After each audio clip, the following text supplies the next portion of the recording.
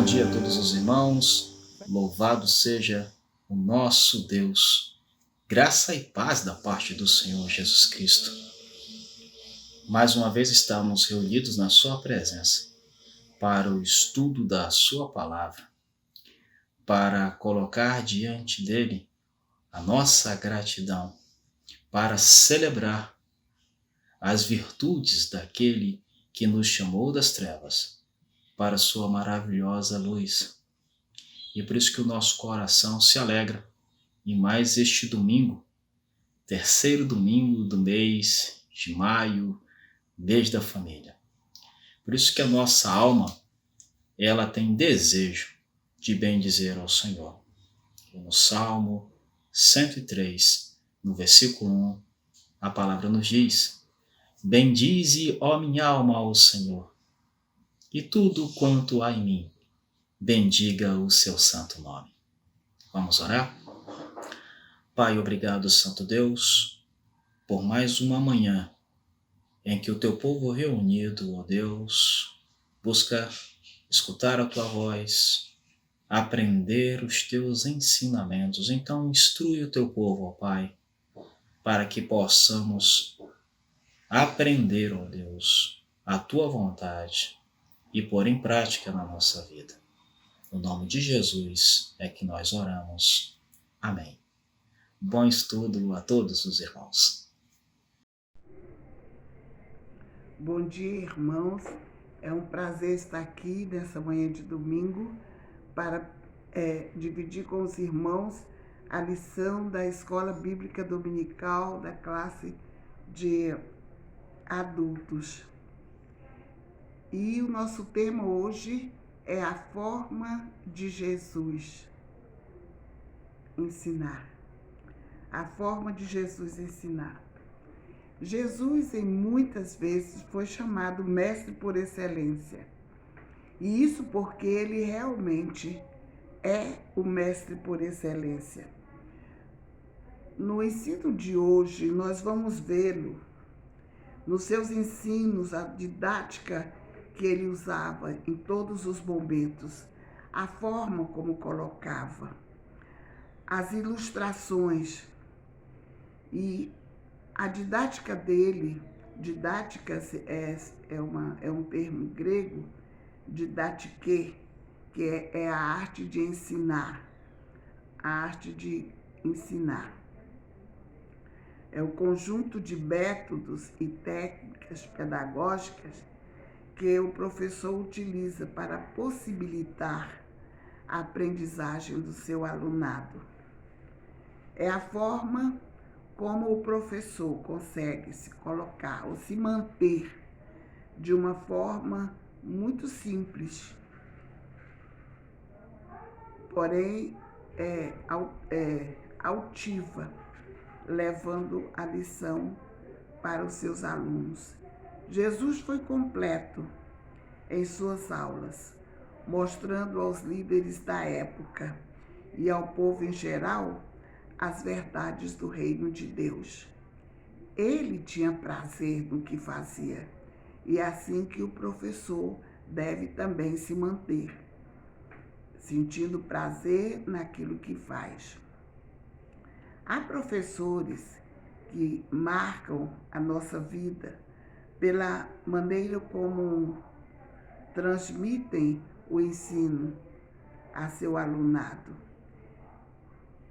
com muita empatia, sem autoritarismo, sem nenhuma arrogância, como quem sabe de tudo, como quem traz a resposta para todas as perguntas.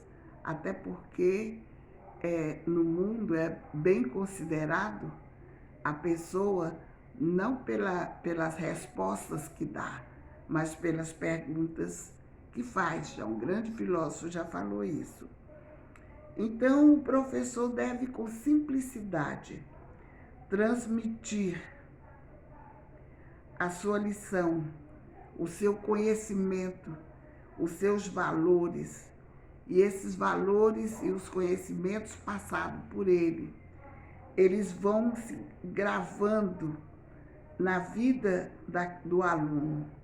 e ele jamais vai esquecer por toda a sua vida. Ele, ainda que passe muito tempo, ele não vai esquecer dos ensinamentos daquele professor que trabalha realmente com amor, aquele que vai de coração aberto, aquele que diz das coisas não que ele leu para dizer, não que ele viu para repetir, mas das coisas que ele sente, das coisas que ele faz, das coisas que ele vive. Hoje nós estaremos estudando 2 capítulos, são 2 apenas capítulos, onde nós vamos focalizar uma parte muito importante, é Mateus 12 e Mateus 13. Os irmãos que durante a semana já leram o texto vão nos acompanhar bem melhor. E é uma série de ensinos que nós vamos ver, mas vamos somente nos deter em alguns pontos. O primeiro deles é sobre a guarda do sábado. É a guarda do sábado que traz muito debate, que é muito comentado entre os religiosos de hoje, da mesma forma que era no passado bem mais, né, do que hoje. É uma lei ou é uma graça? Nós vivemos na lei ou vivemos na graça? A palavra sábado é uma palavra que veio transliterada do Shabbat, a palavra Shabbat, que significa repouso. E a transliteração para o português ficou sábado, descanso.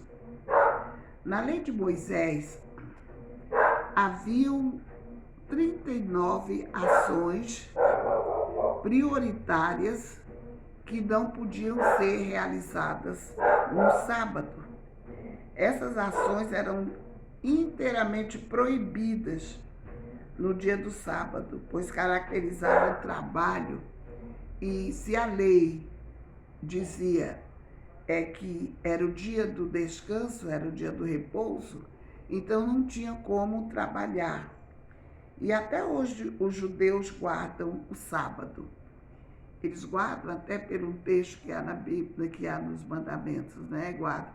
Lembra-se do dia do sábado para o santificar, e eles guardam e não fazem nada.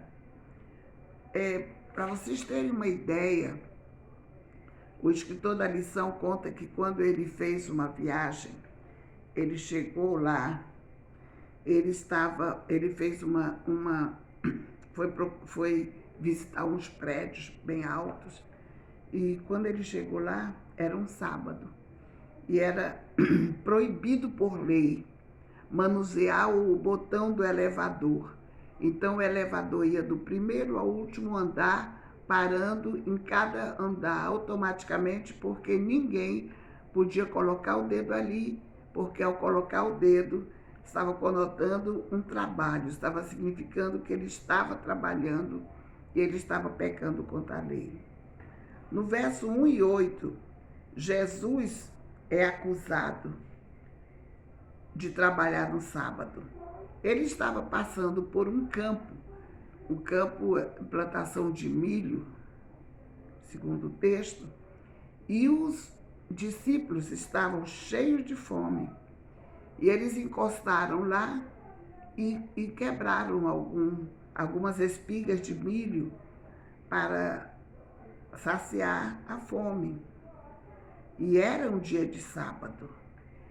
Eles esquecendo que em Deuteronômio 23, ali só o que era conotado como trabalho eram as coisas que precisavam de usar um instrumento, uma ferramenta para fazer. Mas ele tirou com a mão.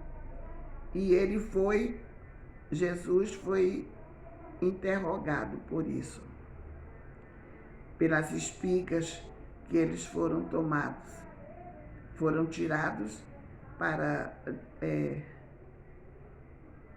tirar a sua fome, né? Para saciar a sua fome. Era uma necessidade humana bem legítima e não poderiam nem fazer isso, até porque, logo mais na nossa lição, nós vamos ver que as coisas, a lei, tudo foi feito para o homem, não o homem para isso. Então, o homem é bem mais importante para Cristo mesmo. Ele enfatizou isso, que o homem era bem mais importante do que o cumprimento de uma lei. No segundo, a acusação é outra. A acusação dos fariseus, em Mateus 12, 22 e 23. Um certo homem cego e surdo foi trazido para Jesus para ser curado. A cura aconteceu para a alegria dele, do cego, dos seus amigos, e para a revolta dos líderes que estavam com isso, armando uma emboscada contra Jesus. Eles estavam procurando pregar uma peça. Eles estavam criando armadilhas para Cristo, porque eles sentiam-se incapazes de agir da forma como ele agia. Eles declararam que Jesus expulsava demônios com a ajuda de Belzebu. Belzebu era uma divindade mitológica dos cananeus e dos filisteus. E para eles, esse Belzebu era o próprio diabo. E eles disseram que foi com ajuda. E Jesus, até simplificando ou minimizando a tensão do momento, ele disse: então o reino de Belzebu está dividido. Jesus curou aquele homem e o homem saiu com toda a alegria da sua alma. E outros fatos ocorreram em que Jesus estava fazendo sempre algo. Ele ia ao encontro do homem para ajudá-lo.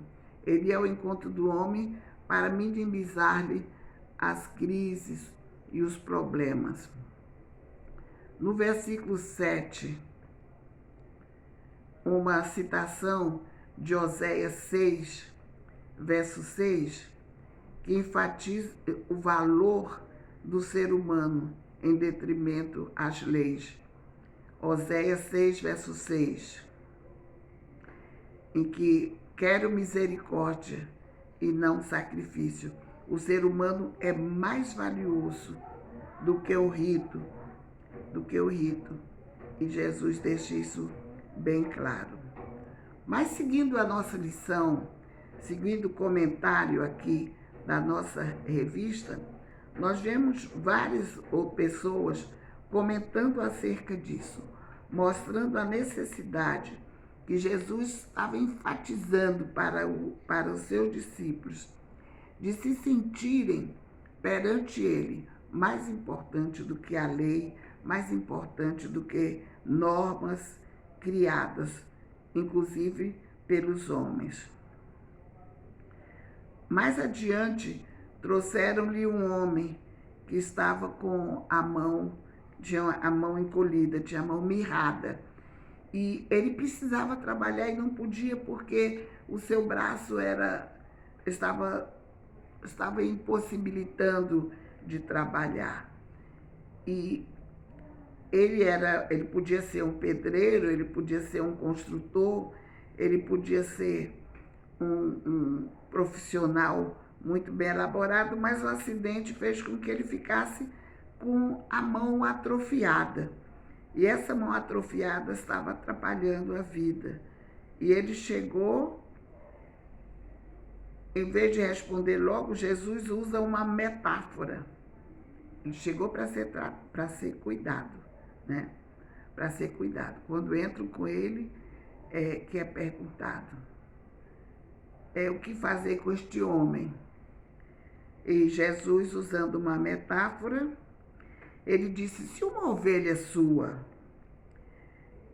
se desviar do rebanho e cair dentro de um precipício, você vai lá resgatá-lo, né? Porque afinal, uma ovelha significa, perder uma ovelha significa perder também uma boa soma. Ora, o que vale mais? Uma ovelha sua ou este homem que está aqui na nossa frente? E ele olhando para o paralítico, ele falou: estende a sua mão. E ele estendeu. Ficou curado e pôde voltar a trabalhar. Imediatamente ele ficou curado. Depois desse acontecimento, Jesus retirou-se, porque cada vez mais ele estava sendo fechado e estava sendo a perseguição estava sendo agressiva demais para ele. E ele retirou-se e foi em seu caminho. A acusação dos fariseus, em Mateus 12. Neste tempo, qualquer pessoa que tinha uma doença era entendida como possuída de demônios. Era possuída de demônios. Uma pessoa, ela chega lá e ninguém quer nem saber porque é um demônio. Não, naturalmente, médicos e antibióticos não existia na época e eles precisavam dar até uma resposta para as coisas que eram demônios. Jesus não perde a oportunidade. Ele chega perante aquele homem que vem e, para a tristeza dos acusadores e a declaração, a alegria dos amigos, Jesus, ele chega junto e cura aquele homem da sua enfermidade. Jesus expulsava em nome de quem? Eles perguntam. E a resposta vem inexorável a eles, né? Em nome de Belzebu. Jesus não perde tempo em confrontar-se com eles. Ele não deixa para depois. O ensino com parábolas. Essa parte foi assim, a parte muito significativa de toda a nossa lição. É de Mateus 13. Enquanto Jesus vai falar agora por parábolas. As multidões, alguém chegava e trazia problemas e ele estava sempre a solucionar. Ele solucionava. Ele não simplesmente dava uma resposta. Ele solucionava os problemas. E agora chega alguém e diz para ele: olha aí, alguém quer falar com você aí fora, dizendo que é sua mãe e seus irmãos. Eles estão querendo falar com ele. Jesus aproveitou para mostrar uma verdade divina. Ele diz: quem são minha mãe e meus irmãos? Minha mãe e meus irmãos são todos aqueles que fazem a vontade de Deus. E através das metáforas ele ia colocando para cada um entendimento que estava à sua altura. Ele não falava termos filosóficos altivos e diferentes. Não. Ele colocava uma palavra do cotidiano para que eles aprendessem. Das parábolas 7 sobre o reino dos céus foram apresentadas na lição. As parábolas. A primeira parábola do semeador, que ele vai falar com ele sobre o homem que sai, o semeador sai ao campo e ele vai lançando sua semente. Mateus 13, de 1 a 3. A plantação e a colheita, ele vai mostrando ali, né? E ele vai jogando a sua semente e aquela semente que cai da beira do caminho, ela vai se perder, porque ela cresce, fica até bonita, mas a raiz não tem terra para segurar. E e os passarinhos descem, comem e vai para lá. E também a questão, da mesma forma, são muitas pessoas que ouvem a palavra de Deus. A palavra está até no seu coração, mas ele não aceita, ele não aprofunda e ele não dá frutos. A parábola do trigo e do joio, Mateus 13, 24 a 30. O trigo, na época, era a base de toda a alimentação deles, como quase agora, né? Fazia pão para fazer bolo, o trigo era usado para tudo. Então, era importante que se tivesse uma plantação de trigo muito bem viçosa, muito bem própria, até porque o trigo, quando ele cresce, ele enverga e fica muito bonito o trigal. Mas o inimigo veio e semeou o joio no meio do trigo. O joio não se curva, ele fica rijo e endurece. E fica ali no meio e atrapalha. Então chegaram ao mestre e disseram: o que fazer agora? O joio está crescendo no meio do trigo e ele vai atrapalhar. Disse: deixa o joio crescer no meio do trigo. Depois você corta e joga ao fogo, porque nós só precisamos do trigo. Era o trigo que era importante para a alimentação. Nós precisamos ter sabedoria para saber o que é certo e o que é falso, o que nos serve e o que não serve, o que vem da parte de Deus e o que vem da parte dos homens, que vão só para atrapalhar. A parábola do grão de mostarda e do fermento. O grão de mostarda, segundo o relato, é a menor semente que se tem visto em todos os tempos. Mas quando ela é plantada em um lugar favorável, ela se torna um arbusto lindo, onde os pássaros se aninham e fazem seus belos cânticos. É preciso ter cuidado com as infiltrações de ideologias alheias ao texto bíblico. É preciso estarmos bem atentos para olhar o que realmente vem de Deus e o que Ele quer para as nossas vidas. Líderes que usam de métodos e de pensamentos, de conversas que distanciam da Bíblia, líderes que usam para seus próprios deleites a palavra de Deus, líderes que trocam as coisas certas pelas falsas. São pequenas ações que nos levam a pecar contra Deus. É o fermento que vem e nos coloca. E por fim,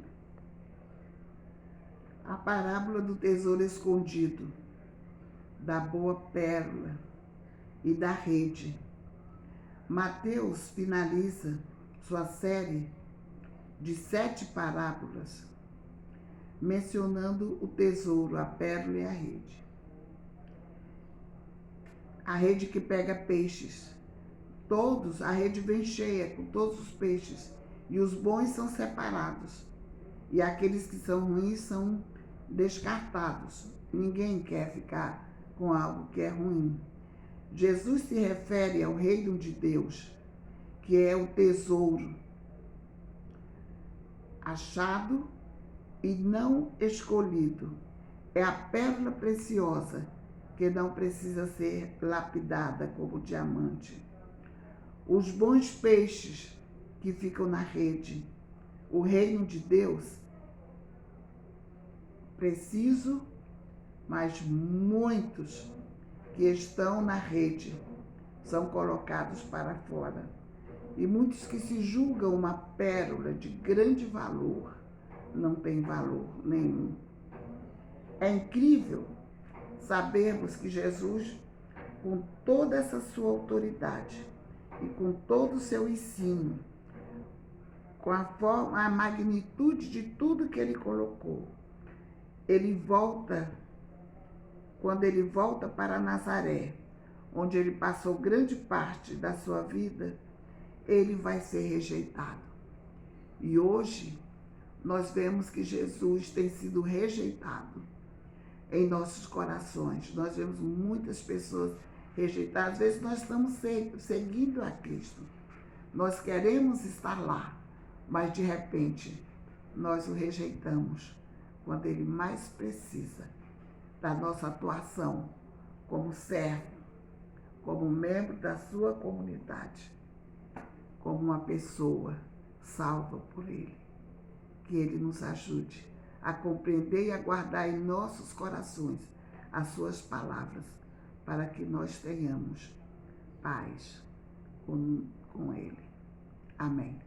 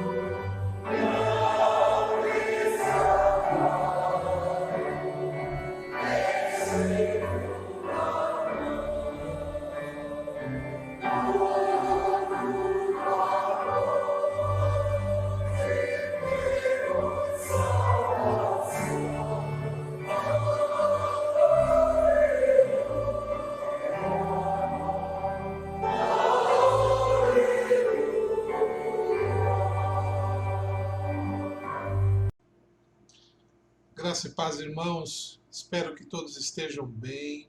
Minha oração constante, diária, é para que o irmão, a irmã, em sua casa, com sua família, estejam sempre experimentando do cuidado, da bondade, da proteção, do carinho, da correção, quando necessária, do Senhor. Ele ama cada um dos irmãos, com certeza tem planos de bênçãos, tem planos maravilhosos para a sua vida.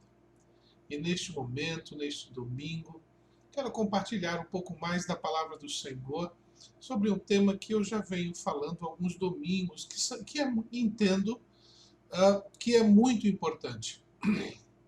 Importante para a vida da igreja, principalmente porque em breve, se Deus assim nos permitir, nós estaremos retornando às nossas atividades presenciais. Nós desejamos muito, eu sei que os irmãos também, mas toda a prevenção que estamos tendo é justamente para proteger a sua saúde e a sua vida. Nós cremos, eu não tenho dúvida nenhuma que nosso Deus é poderoso para fazer qualquer milagre que nos venha a proteger nessas circunstâncias. Mas isso não nos exime da responsabilidade de exercermos o nosso papel de cuidado, de zelo. Principalmente porque o nosso Pai nos deu o nosso corpo para ser templo dele, morada dele. Através deste corpo, desta vida, adoramos a Deus. Prestamos a Ele culto diário, permanentemente. Portanto, eu peço a sua oração, paciência, continue se dedicando às suas orações, à leitura bíblica, alimentando-se plenamente da palavra do Senhor, e eu tenho absoluta certeza que Ele estará fortalecendo o seu coração e te preparando para os tempos de trabalho que teremos, e muito, viu? Servir ao Senhor exigirá de nós agora muito mais trabalho por causa do tempo em que estamos vivendo. As pessoas estão com medo, as pessoas que não conhecem plenamente a graça de Jesus não conseguem perceber que, independentemente de qualquer enfermidade, dor, tragédia, o nosso Deus continua cuidando dos seus, continua cuidando daqueles a quem Ele ama.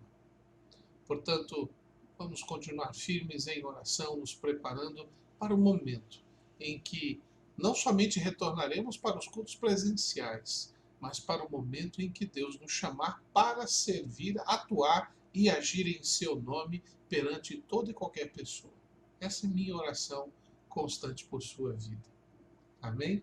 Vamos ler o texto de Atos, capítulo 2, verso 46. Como eu disse, é uma série de estudos que estou fazendo com os irmãos, dominicalmente, já há alguns domingos, falando sobre igreja, crescer, a igreja cresce. Esse tem sido o tema que tenho repetido dominicalmente para com os irmãos.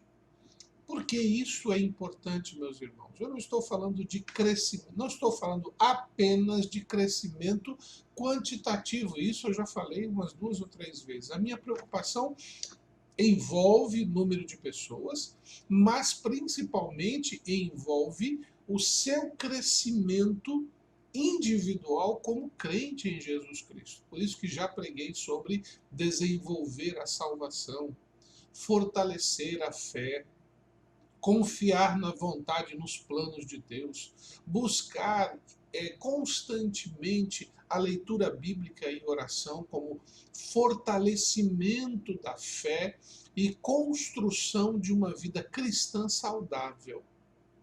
É claro que ler Bíblia, ou melhor, orar e ler Bíblia sem praticar é apenas adquirir informação. A sabedoria necessita da oração e da meditação na palavra de Deus para ela se manifestar fazendo a escolha certa diante das circunstâncias. E como igreja, e a igreja é corpo de Cristo, é um organismo vivo, e tudo que tem vida precisa se alimentar e, como consequência disso, cresce. O alimento saudável promove crescimento, promove saúde. O alimento não saudável gera inchaço e causa doença.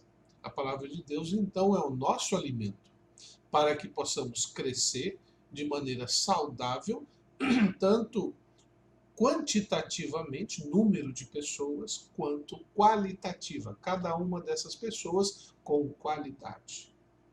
Atos capítulo 2, verso 42 a 47, nos mostra a igreja nascendo saudável e tendo práticas saudáveis, tanto físicas quanto espirituais e também sociais de relacionamento, o que fez com que essa igreja, logo de início, tivesse 3.000 almas, 3.000 pessoas como membros daquele grupo, participantes daquela igreja. Pouco tempo depois, o irmão pode ver isso nos capítulos seguintes, que a igreja ela atinge quase 5.000 almas. Então ela sobe de 3.000 para 5.000. E rápido, não demorou anos, foram questão de semanas, meses. Por que razão? Porque a igreja, quando ela se alimenta, pratica e vivencia de forma saudável a palavra de Deus, ela cresce naturalmente. Porque é o Senhor que acrescenta aqueles que vão sendo salvos. Não é o convencimento meu ou seu que vai fazer uma pessoa se entregar a Jesus Cristo e congregar conosco nessa adoração. Por isso, neste momento, eu quero falar sobre mais uma característica da igreja que cresce. Eu já falei que a igreja que cresce é aquela que conserva, aquela que persevera, é a igreja que, nesta perseverança, ela promove a reverência. Ela faz com que o crente respeite não somente a presença de Deus, mas tudo aquilo que representa este Deus. É uma igreja que promove equilíbrio. Quando uma igreja cresce, ela sempre procura trazer equilíbrio para todos. Ninguém é maior ou melhor ou qualquer coisa do que o outro. Todos, aos olhos do Pai, são iguais e são alimentados de forma equilibrada. Mas uma igreja que cresce também é aquela igreja que serve. Ela não apenas se alimenta, mas ela promove o serviço aos outros que estão dentro da igreja, como também aqueles que estão fora da igreja, um bom testemunho. Hoje eu quero convidá-los a pensar que a igreja que cresce é aquela que celebra. Então, igreja cresce quando celebra. A celebração, ela tem duas realidades muito importantes. A primeira, que está diretamente ligado com a comunhão, a vivência, o celebrar a vida, o celebrar a presença do irmão, o celebrar se encontrar com o irmão. Como foi gostoso nessa semana, fazendo visitas a alguns membros da igreja, a alegria de vê-los me vendo na casa deles, celebrando, nós conversando, rindo, brincando, vivendo a vida que Cristo Jesus nos promove, mesmo no meio de uma enfermidade, de uma dor, de uma preocupação. Alguns que eu visitei, o irmão Leandro, por exemplo, Leandro Toledo, um jovem da igreja, sofreu um acidente no serviço, a trabalho, bateram nele, um carro bateu nele, ele estava na moto e causou ali uma lesão na clavícula e ele está com uma tala. Eu tive a oportunidade de conhecê-lo, conhecer a sua mamãe Cecília, seu irmão Henrique, e conversamos, trocamos ideias, rimos muito, celebramos a comunhão. Isso é bom demais. Também tive a oportunidade de conversar com a irmã Josinice, se não me engano, posso estar enganada, mas a família Johnson vai me corrigir, com certeza, se eu estiver falando o nome errado. Mas me perdoem se estou falando errado. Mas eu estive com a irmã Josi, ela passou mal, os irmãos estejam orando por ela, ela teve um AVC isquêmico e nós precisamos estar orando por ela. E ali, conversando com ela, na casa da irmã Meire, trocando ideias, conheci também uma prima da família, que se não me engano é Elma, e nós conversamos, oramos, rimos, mesmo no meio da enfermidade. Deus nos promove momentos de conforto, de fortalecimento. Além de outras famílias que tive a oportunidade de ver, é muito bom. Irmão, se o irmão nunca fez, faça isso. Sai de sua casa um dia, liga para o seu irmão em Cristo. Meu irmão, onde você está? Estou indo aí para tomar um café. É um café mesmo. O famoso café corajoso, né? Puro, às vezes sem açúcar. Só para celebrar o quê? Essa comunhão maravilhosa. Deus nos tem chamado para isso. E nós vimos isto na igreja de Jesus no seu começo. É um modelo, é um exemplo essa igreja, que diz aqui no capítulo 2 de Atos, verso 46, que eu vou ler para você. Diariamente perseveravam unânimes no templo, partiam o pão de casa em casa e tomavam as suas refeições com alegria e singeleza de coração. Vejam, esta igreja, ela tinha prazer de estar diariamente junta. O povo gostava, tinha prazer e celebrava isso. A presença do irmão na vida do outro irmão era motivo de celebração. Como eu disse, esta celebração tem um lado, essa questão da alegria, do vivenciar, do comungar, mas tem também a parte do rito, não é? De você estar, por exemplo, celebrando batismos, celebrando a ceia, celebrando um culto de gratidão, ou um culto fúnebre, ou um culto de bodas, não importa. O tipo de celebração, a questão não é se você está fazendo isso religiosamente para todo mundo ver, ou se você está fazendo isso no particular. O importante é que haja este celebrar, que é o mesmo de dizer: Senhor, eu te agradeço. Te agradeço pela minha vida, te agradeço por minha família, te agradeço por tantas coisas. Assisti um vídeo essa semana que, é claro, um vídeo montado, mas ele revela um ensinamento muito importante. Um homem sentado no seu carro, um carro esporte de último tipo, e ele vê a foto de um amigo dele dizendo o seguinte: ele comenta com o motorista o motorista dele mesmo, que estava ali do lado, falou assim: olha, se eu fosse feliz, ou melhor dizendo, você está vendo meu amigo aqui? Ele comprou um jatinho, olha, tirou uma foto. Eu seria mais feliz se eu tivesse um jatinho. O motorista olhou: é mesmo? Mas o senhor já tem tanto? Não, mas eu seria feliz de verdade se eu tivesse um jatinho.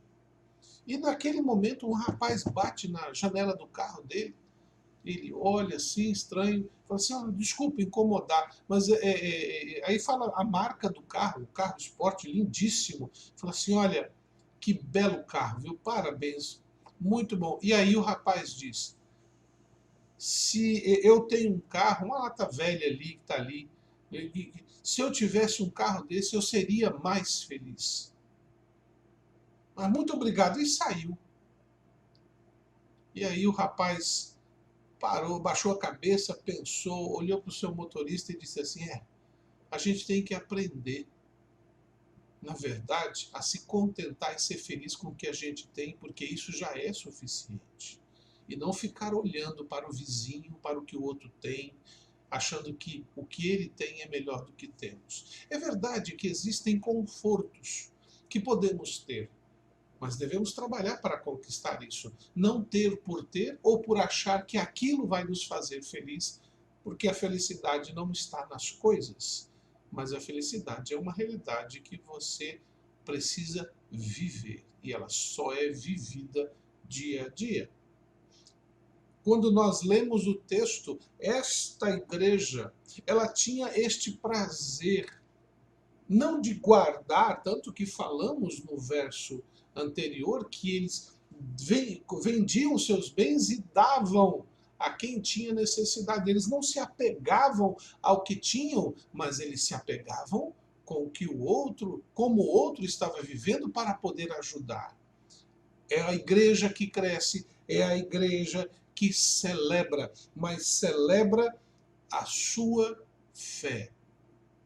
E uma fé que promove unidade.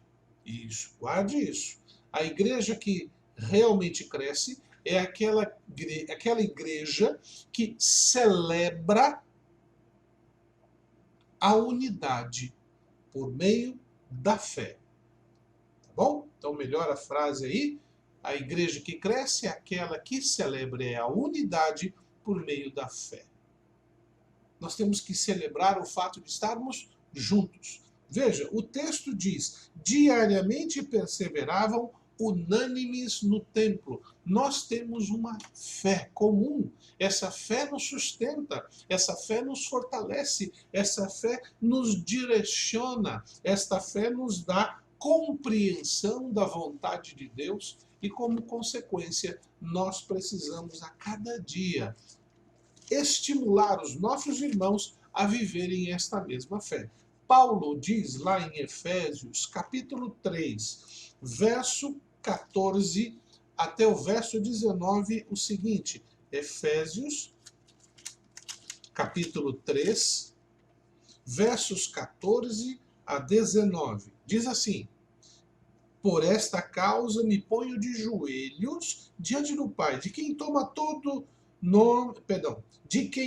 o nome toda a família, tanto no céu como na terra, para que, segundo a riqueza da sua glória, vos conceda que sejais fortalecidos com poder, mediante o seu Espírito no homem interior, e assim habite Cristo no vosso coração pela fé, estando vós arraigados e alicerçados em amor, a fim de poderdes compreender com todos os santos, não é compreender sozinho, não guardamos para nós, mas com todos, qual a largura, comprimento, altura e profundidade, e conhecer o amor de Cristo, que excede todo o entendimento, para que sejais tomados de toda a plenitude.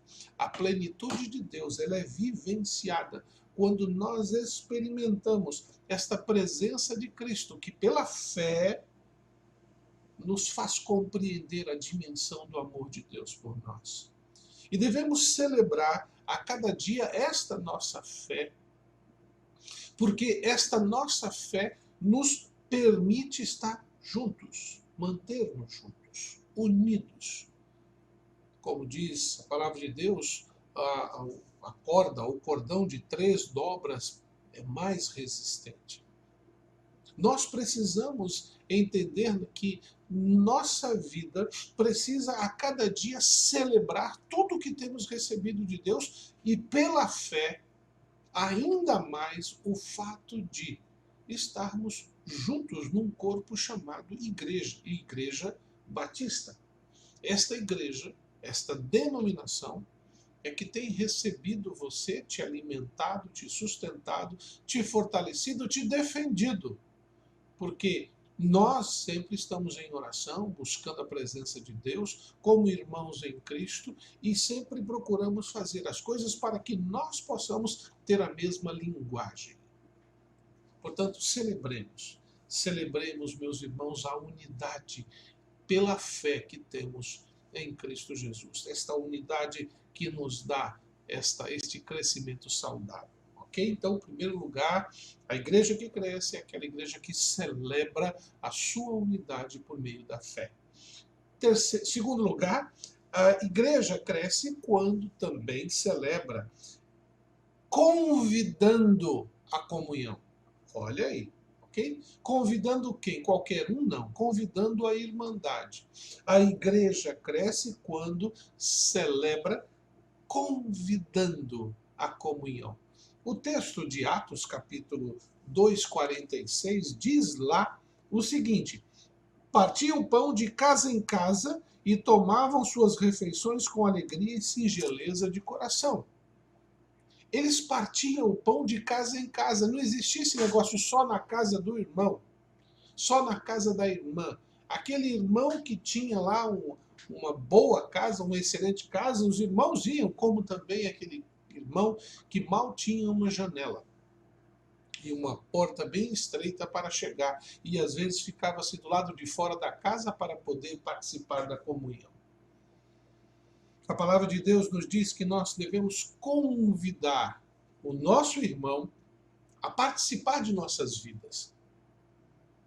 Devemos sim buscar o nosso... Olha, eu quero te conhecer, eu quero te visitar, isso é bom, mas nós precisamos abrir a porta do nosso lar, da nossa vida, para que essa comunhão seja uma realidade permanente e construtora de relacionamento. A igreja que cresce é aquela igreja que celebra convidando, venha fazer fé, venha celebrar comigo, venha adorar a Deus comigo, venha estar na presença de Deus comigo.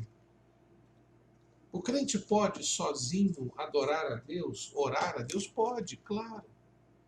Mas já percebeu que o Senhor Jesus disse, onde 2 ou 3 que concordarem em meu nome, ali eu vou estar? Já percebeu isso?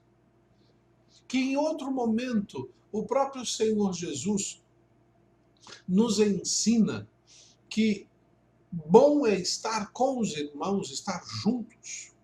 Ele veio com toda a autoridade de Deus, porque é Deus, mas ele decidiu escolher 12 homens para transmitir-lhes o que ele aprendeu do Pai para que estes continuassem. Jesus, por sozinho, poderia ter feito toda a obra, mas ele decidiu compartilhar. Partilhar, chamou para junto de si. Quando chega para Pedro, desce daí e anda comigo, que te farei pescadores de homens. Ou em outro momento, pega a tua rede e lança do outro lado. Jesus tinha prazer de partilhar sua vida. E tudo que ele aprendia com Deus, ele compartilhava. Nós precisamos celebrar, comemorar a possibilidade e a bênção de estarmos juntos, não ficarmos sós, não nos isolarmos, porque a solidão não é bom para o homem. E nosso Deus mesmo disse a Adão, não é bom que o homem esteja só. Far-lhe-ei uma auxiliadora. Se na vida conjugal, na vida individual, é necessário que haja um parceiro ou uma parceira, imagine na vida espiritual, lugar onde nós experimentamos de tantas bênçãos. Nós não podemos carregar todas as bênçãos de Deus, nós precisamos repartir, para que outros possam ver que a graça de Deus é multiforme, multiplicadora. Por isso, em 1 Pedro, capítulo 4, versos 7 a 11, 1 Pedro 4, 7 a 11, diz assim: ora, o fim de todas as coisas, perdão, vou repetir, para não ficar difícil de entender. Ora, o fim de todas as coisas está próximo.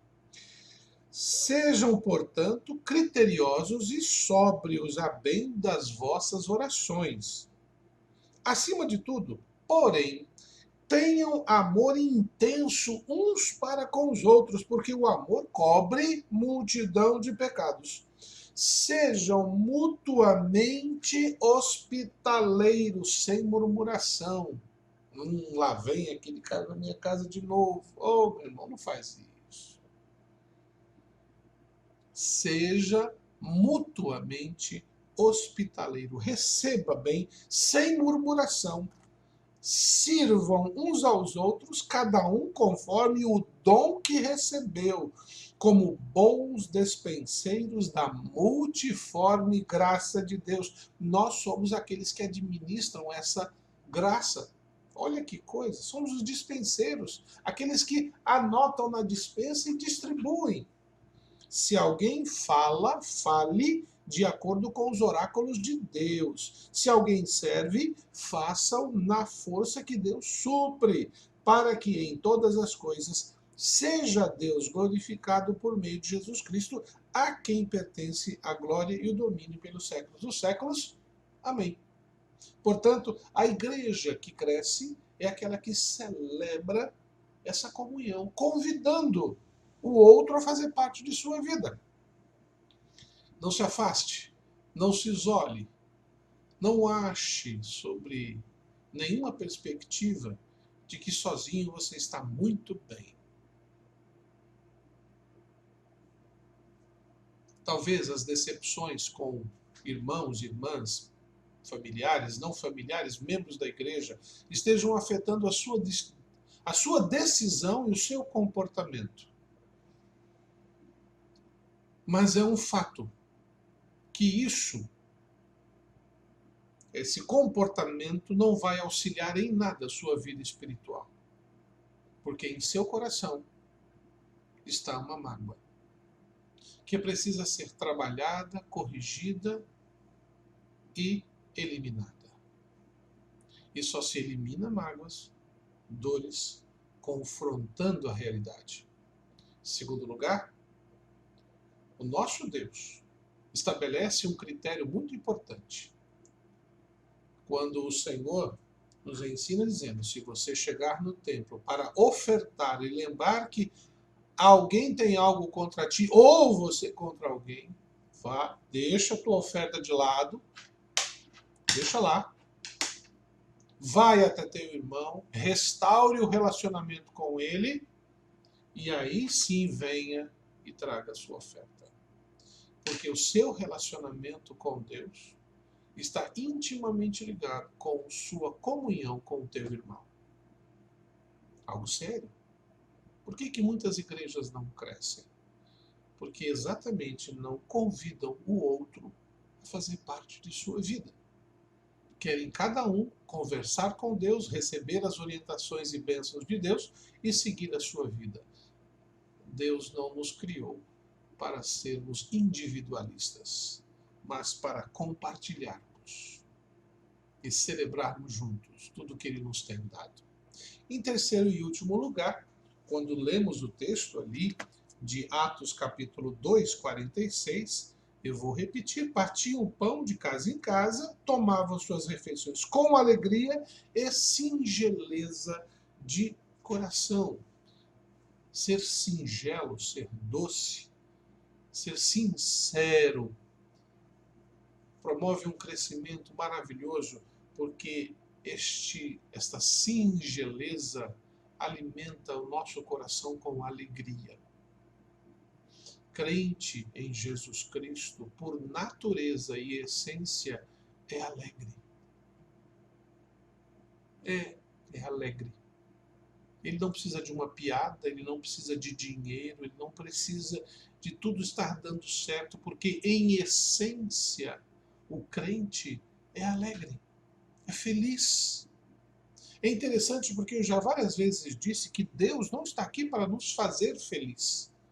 Ele não nos salvou pensando, vou fazer a humanidade ser feliz. É o nosso esforço, é o nosso trabalho que nos promove condições de felicidade, de conforto, porque na nossa mente, a nossa felicidade está intimamente ligado com conforto, ter o que precisamos. Sensação de satisfação, que é muito confundido.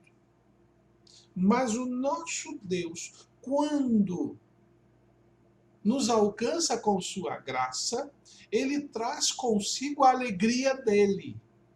A alegria do Senhor, a nossa força, é. Portanto, a alegria não é nossa. Quando Deus vem na nossa vida, experimentamos a alegria, mas que não é nossa, é dele. E ele nos enche desta alegria. Por isso devemos celebrar esta alegria, que não é nossa, mas de Deus e que somos parte dela. Por que razão? Porque a Bíblia diz que somos pecadores e como pecadores não podemos nos aproximar de Deus. O pecado nos distancia de Deus. Mas quando nos deparamos com a graça, com a salvação, com o amor de Deus, com o sacrifício de Jesus, vemos o nosso pecado e vemos o amor de Deus por nós, nos arrependemos, ficamos envergonhados e pedimos, entra na nossa vida, cuida da gente. E aí a gente descobre que ali estava o grande mistério. Ele queria que nós abríssemos os nossos olhos para dizer: eu não consigo sozinho, preciso da sua ajuda. Olha a comunhão aí. Deus então invade nossa vida com o seu amor, porque nós permitimos, nós pedimos isso. E com esta relação experimentamos a alegria dele. Por isso que a igreja que cresce é aquela igreja que celebra, a igreja cresce quando celebra a promoção da alegria. Não é fazer palhaçada, mas é dizer: eu sou feliz porque Cristo quer. É um cântico antigo. Minha adolescência e juventude, cantávamos na igreja: sou feliz porque meu Cristo quer. Eu sou feliz porque meu Cristo quer. Agora não lembrei o resto da estrofe. Mas eu tenho certeza que alguns irmãos estão cantarolando e completaram a melodia. Não há nada que eu possa fazer que promova essa alegria. Essa alegria vem por causa da nossa comunhão com Cristo Jesus. E o crente em Jesus Cristo, ele promove essa alegria, ele celebra, dizendo, quando ele celebra, quando ele cultua, quando ele se reúne, ele mostra que a alegria que ele tem não é por causa das circunstâncias da vida, mas por causa da presença de Cristo, que é bênção nas nossas vidas. Não merecemos e recebemos. Quando nós lemos 1 Coríntios, capítulo 10, verso 31, o apóstolo Paulo diz assim: portanto, quer comais, quer bebais, ou façais qualquer coisa, tudo fazei para a glória de Deus. Se você vai comer, se você vai beber, se você vai festejar, se você vai namorar, se você vai casar, se você vai arrumar um emprego, se você vai pedir demissão do seu emprego, se você vai mudar de igreja, se você vai fazer qualquer coisa na sua vida, lembre-se, precisa ser para a glória de Deus. Porque a alegria que Deus lhe dá, lhe sustenta. E quando nós não fazemos as coisas para a glória de Deus, perdemos a alegria da comunhão. O Salmo 126, verso 3, diz-nos o seguinte: 126, 3. Com efeito, grande coisa fez o Senhor por nós, por isso estamos alegres. Deus tem feito por nós. Deus tem feito em nós. Deus tem feito através de nós. Vamos celebrar essa alegria que Deus tem nos dado. Vamos contar para as pessoas. As dificuldades, elas surgem o tempo todo. O próprio Senhor Jesus disse que no mundo teríamos aflições. E Ele mesmo afirmou, basta cada dia ser o mal. Ficarmos nos alimentando das dificuldades, olhando a dificuldade como se fosse o fim de tudo, é a mesma coisa que dizer que Deus não está aqui. Não estou dizendo para você ter um olhar otimista, começar a sorrir. Ah, quebrei a perna, estou feliz. Não é isso. Nunca foi isso. A própria palavra de Deus nos ensina que devemos chorar com quem chora, mas devemos nos alegrar com os que se alegram. Mas a igreja, em essência, ela celebra a alegria que Deus promove no seu coração, porque são bênçãos que Deus nos dá. Que você possa, neste domingo, na sua casa, com sua família, abrir um pouco mais, mostrar um pouco os seus dentes. Pode estar faltando aí algum, ou de repente não está tão branquinho como deveria, mas vai fazer uma grande diferença na sua vida esse sorriso. Não porque dar risada à toa, sem sentido, seja necessário, mas porque você já é de Cristo Jesus. Portanto, celebre. Celebre esta unidade que temos na fé. Celebre a comunhão que você pode ter com teu irmão. Celebre a alegria das bênçãos que Deus já tem te dado. Você vai ver que seus problemas continuarão reais, mas eles não serão tão feios assim como você possa estar imaginando. Que Deus te abençoe neste domingo e nos permita nos encontrar mais à noite para celebrarmos mais um culto de adoração ao nosso Deus. Vamos orar?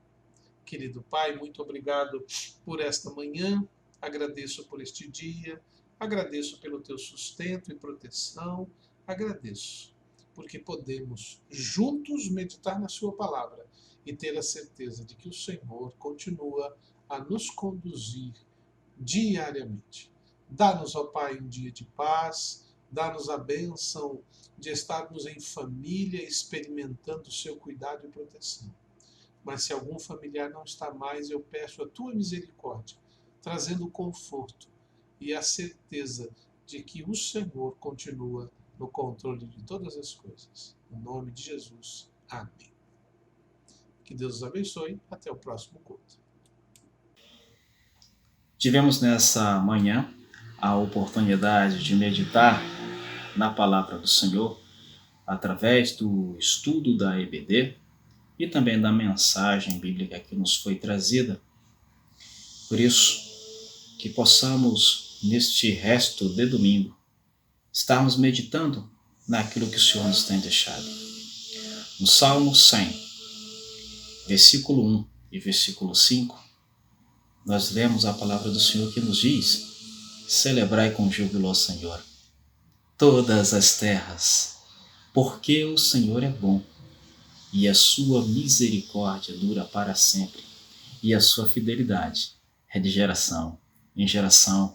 Um bom domingo a todos, que Deus esteja abençoando as nossas vidas. Amém. Pai, obrigado, Santo Deus, pela tua palavra, por tudo aquilo quanto o Senhor nos proporcionou nesta manhã.